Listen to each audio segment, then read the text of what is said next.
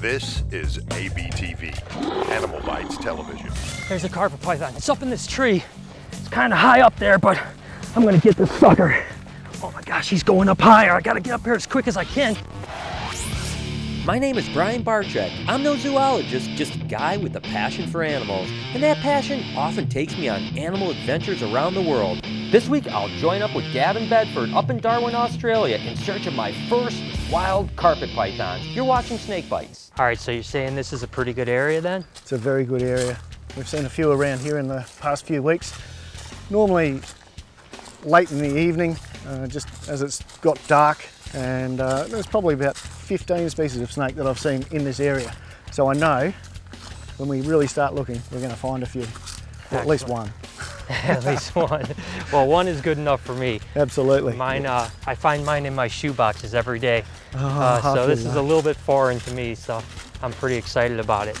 Carpet pythons, are we typically looking? I mean, I know they're arboreal animals, so we're looking in the trees mainly, or are you going to find them in the brush ever? No, definitely up in trees here. And probably the easiest way to do it is to come along tracks at night with a big spotlight and look at on the hollows. Normally you'll have a hollow in a tree, and they'll, just after dark, will poke its head out to have a look and see what's going on. And you know, a tree like that is absolutely perfect. So with any luck, we might see some. There's a carpet python. It's up in this tree. It's kind of high up there, but I'm gonna get this sucker. Oh my gosh, he's going up higher. I gotta get up here as quick as I can before he gets to that next branch. Look at what we have here. After a little bit of hassle getting up this tree, we have an awesome carpet python. This is definitely what we were looking for.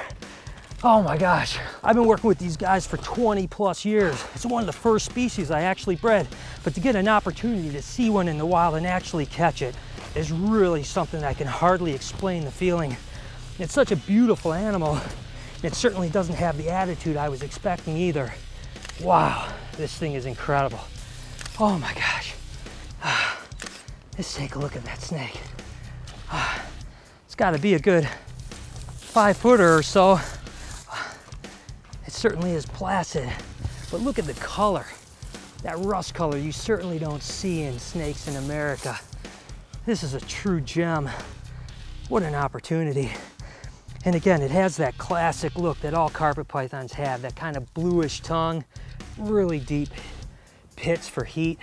And it's gonna spend most of its life up in the tree, so we got lucky. A couple more hours out here with the heat coming up, we probably wouldn't have found this guy. Let's go talk to Dr. Bedford and get some more information. So Gavin, tell me a little bit about this. I know that you've done your thesis on this particular species. Now, do they spend most of their time up in the trees, and is this something relatively common that you're going to find out here? It is. It's one of the very common snakes that we have up here. You're quite lucky getting a very docile one. Normally they're a bit snappy. It seems like everything in the Northern Territory is a little bit snappy.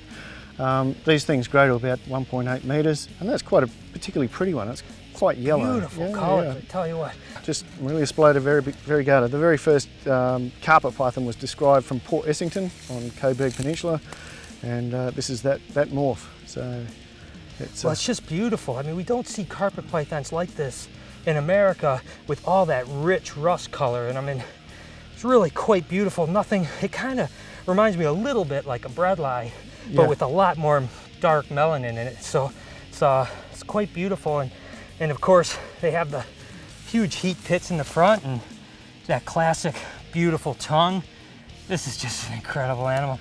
At this point, I wouldn't really even care if it did take a swipe at my nose, but I tell you, it seems to be pretty darn tame to me.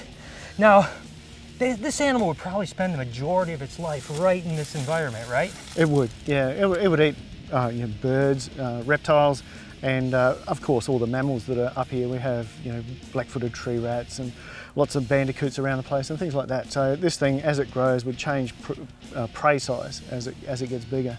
And this is one of the major predators from the top end. Now, I know you said that your research was that basically these animals don't move hardly at all their entire life. That's it. Once they reach adulthood, they're going to stay in this area, and relocating isn't really a good idea, right? Relocating any snake isn't a good idea from some of the work that we've done. And I relocated 6 adult carpet pythons, and all of them were dead inside 6 months for various reasons. and you couldn't put your finger on any one reason. But it was all an artifact of relocation. All the animals that I had transmitters in from an exact location never died. They were all released at the end of the study, all happy, and they're still, as far as I know, living their lives like we are. Well, I tell you what, I hope this animal lives a long, healthy life right here in this tree. I'm gonna let him back go, kind of leave him alone and see what else we can find out here. I'm feeling pretty lucky today. Go ahead, little buddy. Climb away. Gavin, that was absolutely incredible. That carpet python was so sweet. Now I know it's getting a little bit later in the day, the sun's coming up, we spent some time out here. Any chance that we're gonna find anything else? Look, we'll have a look around and see if we can't find an olive python. There's a few in this area. In fact, this woodland's fantastic for the 4 species, you know, carpet pythons, which we've found, olive pythons, children's pythons, and even occasionally water pythons. So we never know what we're gonna find out here. What do you say, this way? I reckon. Let's go that way. So the trees, we're gonna see carpets. In the ground, we're gonna see olive pythons. Are they typically just in the brush? Are they underneath things? What am I looking for? Oh, this time of day, you're looking for little burrows from bandicoots or something like that. And the olive pythons will be down that. Occasionally black-headed pythons too. Termite mounds, look for holes in termite mounds. And of course, the top end's really renowned for those big magnetic termite mounds. Oh yeah. And the cathedral termite mounds, which get to about 3 meters tall. So it's quite common to find a lot of reptiles on termite mounds. There's a small one just over there. But, check that out real quick. Yeah. Yeah, if anything's in here, it's deep down out of the sun, so let's keep looking. Yep. Oh, it sure would be nice to find one more. Not wrong. It's always that though, isn't it? Just Always. one more, right? Yeah. Just like fishing. Exactly. Here's a couple little holes over here. Saw something right there. Oh, it just doesn't seem like there's any way to get to anything. Yeah. If it's back there, it's gone. Oh man. I thought for sure this was my termite mound, especially when Gavin said he saw something move. I just thought, this is it. My first olive python, or maybe even a brown snake, but looks like we're gonna miss out on this one. What do you think, Gav? I think it's almost time for lunch. All right, let's make our way back. Right. So we struck out finding olive pythons, although we did find a really cool carpet python. Now the good news is Gavin brought me a couple special things to show. What do you have? I've got an albino carpet python, and it's one of the second strain of albino carpets. The first one everybody will know of came from Blondie. The second one came from some guys just further south from here actually, called the White Phoenix line. And it's called the White Phoenix because it rose from the dead like the phoenix. Okay. And now this was something that was actually found in the wild then originally? It was as a youngster. And look at how as you can beautiful see, that animal is. It's quite a spectacular animal. And anyone that's into colour morphs, and carpet pythons particularly, will be impressed with something like that. That's amazing. The first thing that jumps out at me is just the difference in colors. There's actually 3 colors in this, kind of a yellowish greenish hue, a bright orange, and then a white. And wow, the contrast is quite spectacular. It is, definitely. Now these guys are really becoming relatively popular here. They've been being bred in pretty good numbers by guys like you and become completely affordable. Back in the States, they're still pretty sought after and not that many of them around. Certainly an animal I hope that's in my future. Wow, what a gorgeous animal. I know we struck out on the olive python front, but I bought a couple of olive pythons just in case. Where are we? Oh yeah, it's as you can really see, freckled. It's freckled everywhere. I should have called it freckled. Yeah.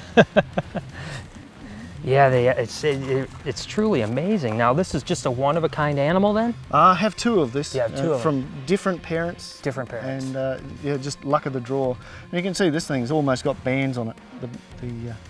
The white marks along its body. It's What's obviously really a little bit active.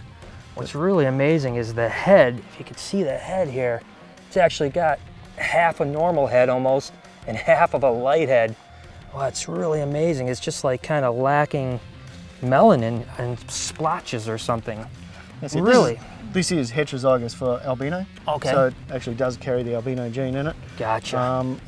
This year should be the first year that we actually breed this with a female that holds this granite gene, hopefully. Okay, so hopefully you'll get some granites and maybe even some albino granites. Hopefully. Wow, yeah, it's just such a strong animal too. It's only just over a year old. Wow, a year old. Yeah. Olive pythons are truly amazing. And what's kind of unique is just the way their face is. Again, you don't see those heat pits up top, but you still see the heat pits below, which make them pretty unique looking on their side. And again, they're just really a lot stronger than they appear. Definitely. Well, the third one we have was something that I'm known for, and that is the albino olive python. And there are quite a number of these around the place now. One of the weird things about it is it's the first colour morph that put out a fairly useful, what I thought was a fairly useful story about them, because they're just such a spectacular animal. Wow. And no one wanted to buy them. Really? Absolutely. So you had the very first albino olive python, and this was basically the first mutation of snake that was really captive bred in Australia. It was, yeah, selective bred for its colour. And unfortunately, at the time, no one wanted to know it. They all thought that an olive python had to look olive. Right. And so a white one was a freak. And no one wanted freaks. But as we are 20 years down the track from that particular point, now everybody wants some form of colour morph. Yeah, well, that's just a spectacular animal. I mean, it's almost porcelain looking. It doesn't almost look real. It's something that you could see up as a statue in someone's house or something. It's really, truly amazing. There are certain strains of albinos that have some quirks with them. So, you know, the old saying is all recessives concentrate. Sometimes you're concentrating a phenotype like albinism. Is there anything else that goes along with this, or is it pretty much just straightforward? It's fairly straightforward, although as the animal that you're holding has come from an albino normal cross, so it's heterozygous, but is showing a very different pattern to a normal.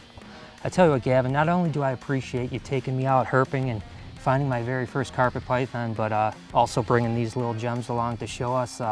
It's something I can't thank you enough. Thank you so much for all your time, and I hope I can return the favor when you come to my neck of the woods. Looking forward to it. Okay. Thanks, Brian.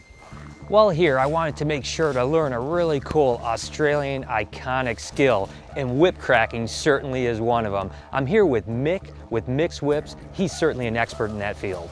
How you doing, Mick? G'day, Brian. Lovely to meet you. Great, it's good to meet you. I see that you're started with the whip here. Tell me exactly what you're doing. This is called plaiting, and it's how we make a whip. They're made from kangaroo skin, which is the strongest lightweight leather in the world, and that makes Australian whips very strong. Now, Mick, how long have you been in this business? I've been plaiting and cracking whips for 22 years, and that's a lot of fun.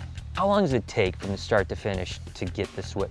You can spend up to a day on a whip, but we like to keep them down to about 4 or 5 hours each whip. Just keeps the cost down so that we can make a living out of it. Understood that. I tell you, Mick, this is fascinating. It's amazing and everything, but what I'm really here to do is see not only what you can do with the whip, but also see if you can teach me a little bit too. It'll be a pleasure, Brian. All right, let's get it going. All right, so Mick, I gotta be honest with you, I'm an animal guy, and I'm never nervous about working with animals, but this does make me a little nervous. So what exactly are we gonna do? Kind of walk me through this, and I'm gonna do the best I could do to not make myself look like a complete fool. Well, this cracker, Brian, that travels faster than the speed of sound, which makes a sonic boom. That's what makes the whip crack.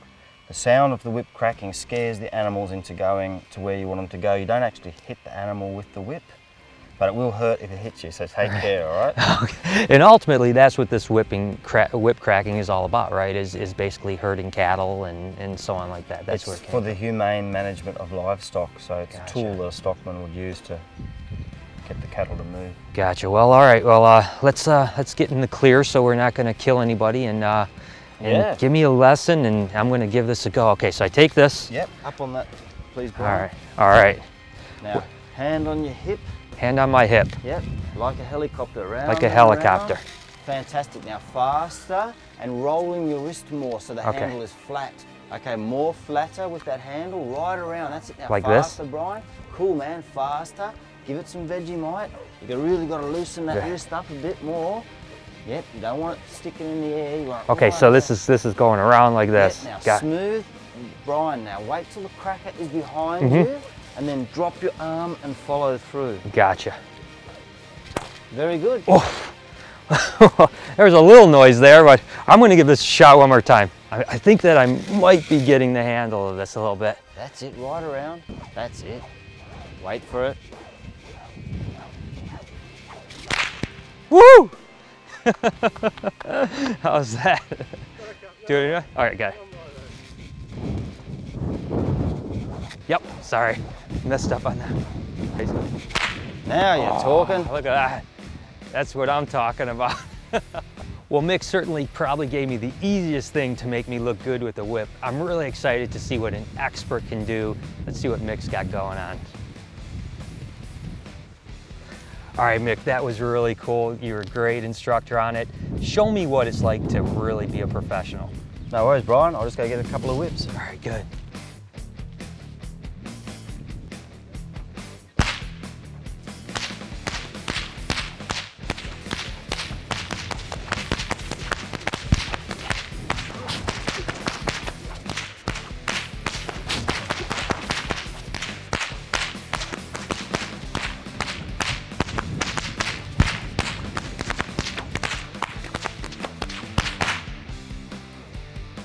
That's so cool.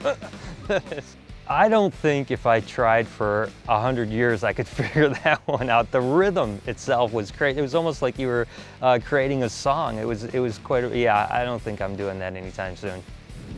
Well, Mick, this was fantastic. I don't know that I'm going to be an expert anytime soon on your level, but it gives me something to aspire a little bit, feel a little more Australian after meeting you. It's been a great time. Thank you so much for your hospitality. Something I'm not going to say to guys too often, but here's your whip back. Excellent, Brian. Pleasure to meet you and all the best for everything in the future. Absolutely, Mick. You take care. Every time I come to Australia, it's pretty amazing and the experience are breathtaking. And as always, I'm Facebooking and tweeting my way through it, so make sure to follow me over at SnakeBytesTV and on Instagram at SnakeBytes.tv. Until next week, you've been watching Snake Bites. Welcome to the Conservation Files. My name is Ben Desson, and for as long as I can remember, I've been incredibly passionate about wildlife and the environment. In this series, I'm going to showcase some amazing wildlife. This is ABTV.